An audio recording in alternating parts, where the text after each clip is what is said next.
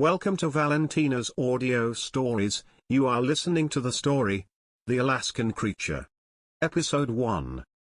That early afternoon, Caroline was at the kitchen sink, washing the dishes. Her two school-age kids were about to arrive home from school. Outside it was overcast, and the day promised more snow. Just the day before, there had been a big snowstorm. Having lived all her life in Alaska, snow was nothing new to her. However, where they were living was new. Her husband's new job had taken them quite a way out of the city. The kids were still adjusting. Caroline, too, was trying to get used to the house and the surroundings. Their home was now deep in the woods, and had been for sale for a long time, before she and her husband bought it. The previous owner, an elderly man, had been found dead outside of the house, mauled by a bear. The thought of dying in such a manner, alone and in the cold, made Caroline shiver. The kitchen window looked out to the remains of a playground, and the forest.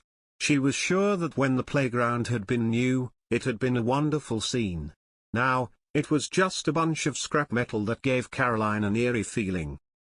Caroline finished washing the last dish, and when she raised her eyes again, she saw a hulking, hairy dark creature standing near the broken playground.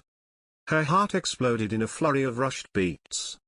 Just as fast as it had appeared, the figure was gone. She wondered, had that been a bear? Whatever it was, it had been standing on two legs, and bears did that sometimes. However, nothing about what she had seen, if for even the slightest second, reminded her of a bear. In fact, it had reminded her of a humanoid-like creature. Almost like the way people would often describe Bigfoot. But maybe she had seen wrong.